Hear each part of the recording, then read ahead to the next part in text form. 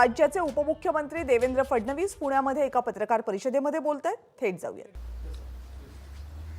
काँग्रेसचे नेते राहुल गांधी यांनी आज पुन्हा एकदा स्वातंत्र्यवीर सावरकरांचा अपमान केला आहे.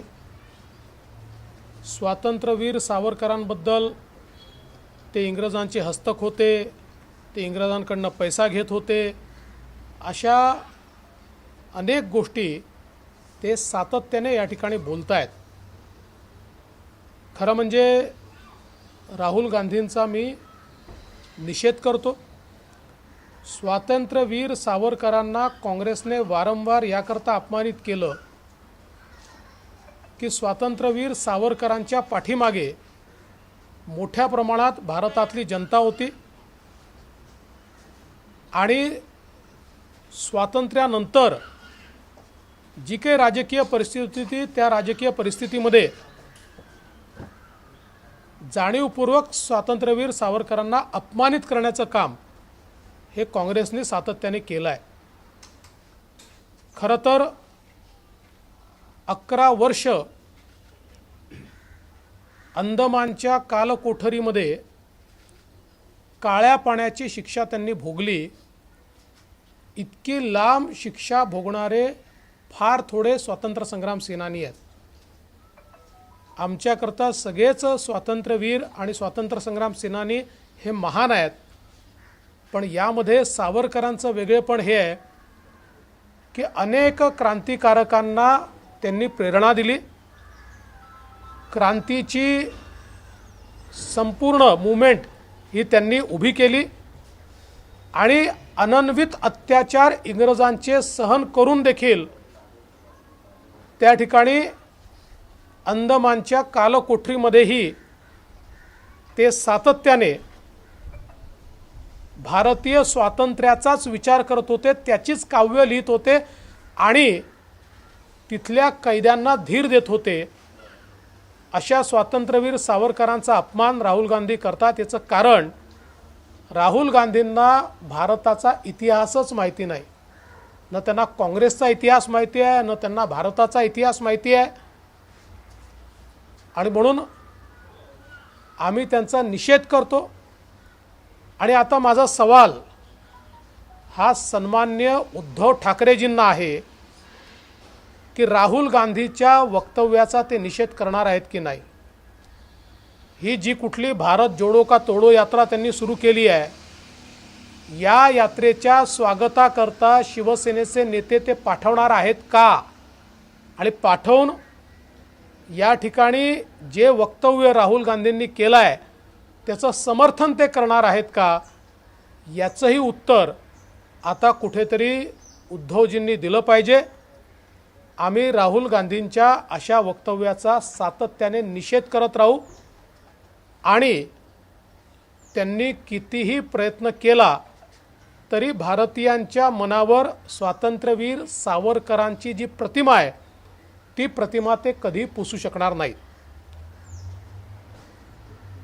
कांग्रेस के नेता राहुल गांधी इन्होंने उनकी कथित भारत जोड़ो यात्रा के दरमियान आज स्वातंत्र्यवीर सावरकर जी पर जो टिप्पणी की है, हम उसका निषेध करते, उसकी भर्त्सना करते हैं. लगातार राहुल गांधी सावरकर जी को अपमानित करते आए हैं. उन्होंने माफ़ी मांगी, उन्होंने अंग्रेज़ों से स्टाइपेंड लिया, उन्होंने अंग्रेज़ों से मुखबिरी की, ऐसे कई आरोप वो लगातार लगाते आए हैं. राहुल गांधी जी को न तो भारत का इतिहास पता है, न कांग्रेस का इतिहास पता है. अंडमान की काल कोठरी में 11 सालों तक अनन्वित अत्याचार सहन करने वाले स्वातंत्र्यवीर सावरकर जी के बारे में इस प्रकार से बोलना, मैं ऐसा मानता हूँ ये बहुत ही अपमानजनक है. लगातार उन्होंने यही काम किया है और विशेष रूप से स्वातंत्र्यवीर सावरकर ऐसे व्यक्ति थे जिन्होंने लंबे समय तक अंग्रेज़ों के अत्याचार सहन किए लेकिन उनके खिलाफ संघर्ष नहीं छोड़ा। स्वातंत्र्यवीर सावरकर ऐसे व्यक्ति थे जिन्होंने हजारों हजारों तरुणों को क्रांति की ओर आकृष्ट किया और अंग्रेज़ों के खिलाफ खड़ा किया और समूचे महाराष्ट्र में और भारत में जाति व्यवस्था के खिलाफ एक लड़ाई छेड़कर एक समता का राज आए, इसके लिए उन्होंने प्रयास किए। ऐसे एक देश के सपूत के बारे में इस प्रकार से वो बोलते हैं तो मैं ऐसा मानता हूँ इससे उनकी समझ कितनी है यही दुनिया के सामने आता है। चाहे वो कुछ भी कहे तब भी स्वतंत्रवीर सावरकर जी की प्रतिमा वो आम आदमी के मन से नहीं मिटा सकेंगे। मैं सवाल पूछना चाहता हूं श्रीमान उद्धव ठाकरे जी को, क्या उन्हें राहुल गांधी की यह भूमिका स्वीकार्य है? इस भारत जोड़ो या भारत तोड़ो जो भी यात्रा होगी, क्या इस यात्रा के स्वागत में उनके पार्टी के लोग जाएंगे?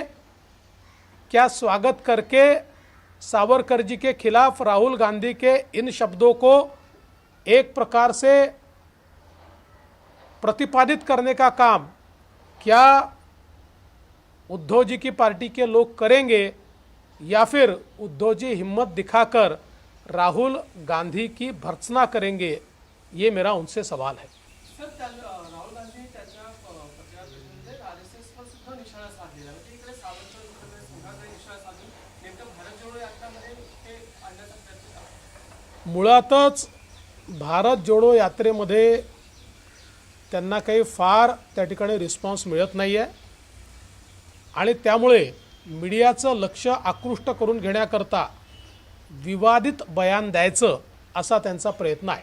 सर, फोन टॅपिंग प्रकरणामध्ये पोलिसांनी क्लोजर रिपोर्ट सादर केलाय।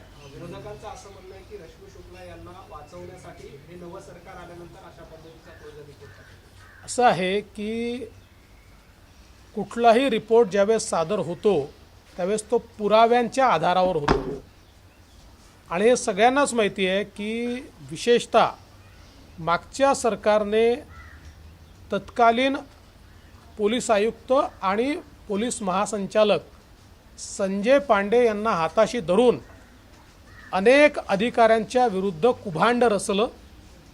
त्यातल्या अनेक गोष्टी आता बाहेर येत आहेत, काही गोष्टी बाहेर येणार आहेत। पोलीस आपलं काम करतात, पुराव्यांच्या आधारावर करतात, न्यायालय आपलं काम करतं। आम्ही कुठल्याही अधिकाऱ्याला विक्टिमाइज करणार नाही आणि कुठल्याही अधिकाऱ्याला विक्टिमाइज होऊ देणार नाही। सर, पीएफआय संदर्भात एक अपडेट समोर येते, जे केंद्रीय यंत्रणांनी जे ऑपरेशन केलं त्यानंतर पीएफआयवर बंदी घालण्यात आली। मात्र भाजपचे आमदार विजय देशमुख यांना पीएफआयच्या एका सदस्याने धमकी देखील दिलेली आहे। विजय देशमुखांनी तशी तक्रार देखील नोंदवली आहे। हे खरं आहे की एक धमकीचं पत्र हे आमदार विजय देशमुख यांना मिळालेलं आहे आणि त्याच्यामध्ये पीएफआयची बंदी घातल्यामुळे त्यांना जीवे मारण्याची धमकी दिली आहे। इतरही काही नेत्यांची नावं त्याच्यामध्ये आहेत।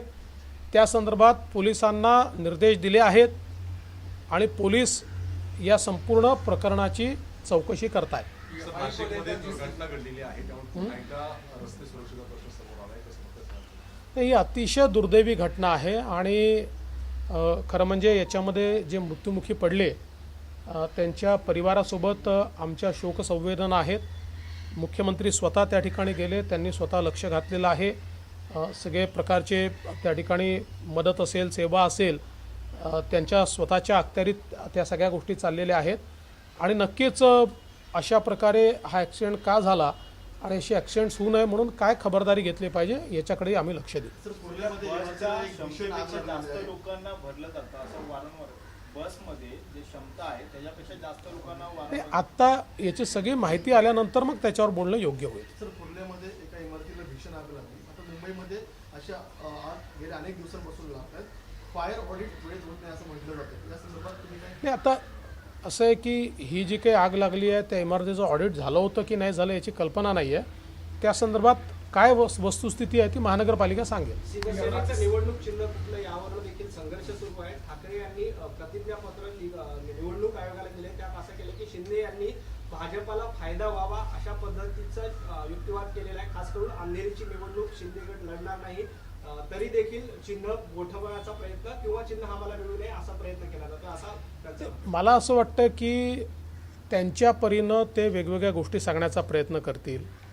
त्यांच्या हे लक्षात आलेलं आहे की बहुतांश आमदार 2/3पेक्षा जास्त, तेवढेच खासदार आणि ज्या महानगरपालिका अस्तित्वात आहेत तिथले सदस्य, ज्या नगरपालिका अस्तित्वात आहेत तिथले सदस्य, असा सगळा हा जो काही शिवसेना म्हणून जो सगळा गट आहे हा सगळा शिंदेंच्या सोबत आहे. त्यामुळे त्यांना माहिती आहे की त्यांची केस वीक आहे आणि म्हणून ते अशा प्रकारचं ॲफिडेविट दाखल करतायत. पण मला असं वाटतं की या संदर्भात निवडणूक आयोग त्यांचे यापूर्वीचे निर्णय, त्यांचे कायदे हे सगळं तपासेल आणि त्या आधारावर ज्या गटाचा दावा योग्य असेल त्या गटाच्या बाजूने निर्णय देईल. सर, सरकारला 100 दिवस पूर्ण होत आहेत. कसे हे 100 दिवस राहिले? अनेक महत्त्वाचे निर्णय झाले. मला असं वाटतं की 100 दिवस तर झाकी आहे, पिक्चर अजून बाकी आहे. त्याच्यामुळे 100 दिवसामध्ये तर आम्ही अनेक निर्णय घेतलेले आहेत, आपण सर्वांनी ते बघितलेले आहेत, आम्ही गती दिली आहे. आता प्रशासन शासन दोन्ही गतिशील झालेलं आहे, लोकांच्या समस्या सोडवतो. 100 दिवसामध्ये सगळं आकलन करता येणार नाही, आपण पुढे बघत राहा, खूप निर्णय होणार आहेत. पीएफआई को लेकर जिस तरीके से धमकी आई, स्टेट गवर्नमेंट भी बैन कर रही है, केंद्र सरकार भी, उसके बाद भी धमकी आ रही है, आप देखिए हमारे विजय देशमुख हमारे जो एमएलए हैं उनको एक धमकी का लेटर मिला है जिसमें कहा है कि पीएफआई की बंदी है, हम आपका सिर काटेंगे, इस प्रकार की धमकी. उसमें कुछ अन्य नेताओं के भी नाम है. हमने उसको गंभीरता से लिया है और पुलिस उसकी तफ्तीश कर रही है. शिवसेना जिस तरीके से आज युक्तिवाद जिस किया है, उन्होंने कहा है कि बीजेपी को फायदा पहुंचाने के लिए एकनाथ शिंदे काम कर रहे हैं.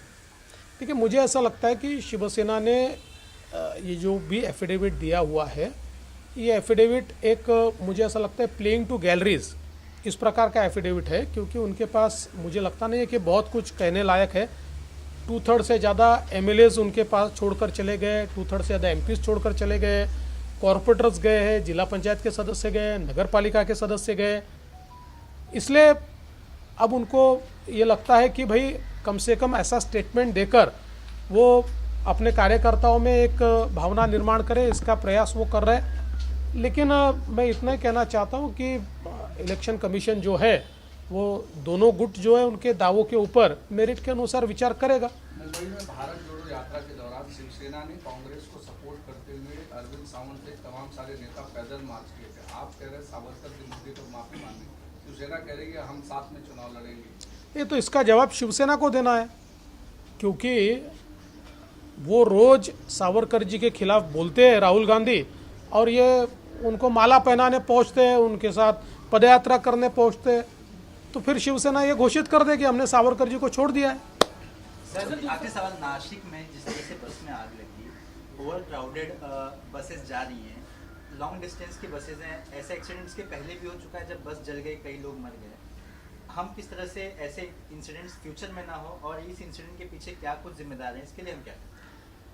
देखिए बहुत ही गंभीर इस प्रकार का ये एक्सीडेंट हुआ है, बहुत ट्रैजिक इस प्रकार का एक्सीडेंट है. हम सभी की संवेदनाएं जो लोग गुजरे उनके परिवारों के साथ है. और स्वयं मुख्यमंत्री जी वहाँ पर गए, उन्होंने जो मदद कार्य है उसमें सारे इंस्ट्रक्शंस उन्होंने दिए हुए हैं. अभी हम लोग इसकी सारी जानकारी ले रहे हैं, क्योंकि इस प्रकार के अपघात आगे न हो ऐसा अगर लगता है तो इस दुर्घटना की पूरी जानकारी लेकर करेक्टिव स्टेप्स लेने पड़ेंगे, चाहे वो ओवर क्राउडिंग हो या बाकी भी कोई चीज़ें हो. जो भी चीज़ें इसके लिए जिम्मेदार होगी उन सब के ऊपर करेक्टिव स्टेप्स सरकार लेगी. रश्मि शुक्ला प्रकरण मामले में फोन टैपिंग के मामले में जिस तरीके से उनके ऊपर आरोप लगाए गए, केसेस रजिस्टर किए गए, अब क्लोजर रिपोर्ट विपक्ष सवाल खड़े कर रहा है. देखिए महाराष्ट्र में पहली बार ऐसा हुआ कि संजय पांडे जो तत्कालीन आयुक्त भी थे और बाद में डीजी भी थे, उनको एक प्रकार से सुपारी देकर, उनको एक प्रकार से जिम्मेदारी देकर और पुलिस अफसरों को फंसाने का प्रयास हुआ. और केवल अकेली रश्मि शुक्ला नहीं है, कई अफसरों के ऊपर इस प्रकार से मनगढ़ंत और झूठे आरोप लगाए गए, कई के खिलाफ वन साइडेड रिपोर्ट्स तैयार किए गए।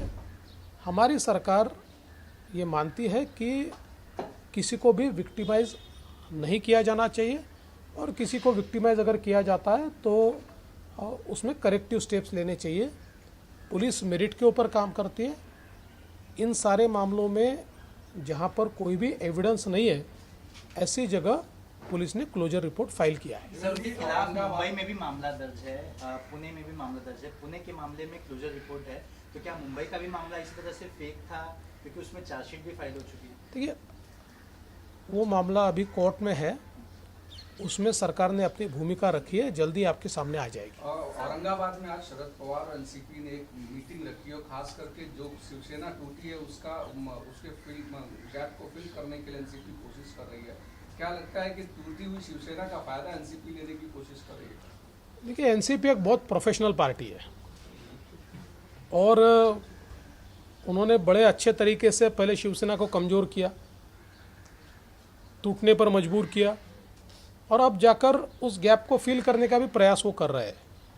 तो मुझे ऐसा लगता है कि फिर भी उस गैप को इसलिए वो फिल नहीं कर पाएंगे क्योंकि शिवसेना को वोट देने वाले जिन सिद्धांतों को मानते हैं, उन सिद्धांतों के खिलाफ एनसीपी काम करती आई है, इसलिए उसका फायदा उनको नहीं मिलेगा। सर, मराठीमध्ये राष्ट्रवादी शिवसेनेच्या फुटीचा फायदा राष्ट्रवादी घेऊ इच्छिते, अनेक ठिकाणी शिवसेनेला मदत करण्याचा प्रयत्न देखील आहे। असं आहे की राष्ट्रवादी ही एक अतिशय प्रोफेशनल पार्टी आहे, त्यामुळे आधी ते शिवसेनेला जवळ करतात, मग शिवसेनेला कमजोर करतात, मग शिवसेनेला फुटण्यावर मजबूर करतात, मग फुटलेल्या शिवसेनेमुळे जी काही गॅप तयार झाली आहे ती भरून काढण्याचा किंवा व्हॅक्यूम तयार झाली आहे ती भरून काढण्याचा प्रयत्न करतात। एक त्यांचा प्रोफेशनल अप्रोच आहे, परंतु शिवसेनेला मतदान देणारा जो काही मतदार आहे, आत्तापर्यंत ज्यांनी मतदान दिलं आहे, तो ज्या तत्वांवर आणि ज्या हिंदुत्वावर शिवसेनेला मत देत होता, ती तत्व आणि ते हिंदुत्व हे राष्ट्रवादीला कधीच मान्य नव्हतं आणि ते मान्य होऊ शकत नाही। त्याच्यामुळे मला वाटत नाही की ती गॅप ते भरू शकतील किंवा ती व्हॅक्यूम ते भरू शकतील। एबीपी माझा, उघडा डोळे बघा नीट।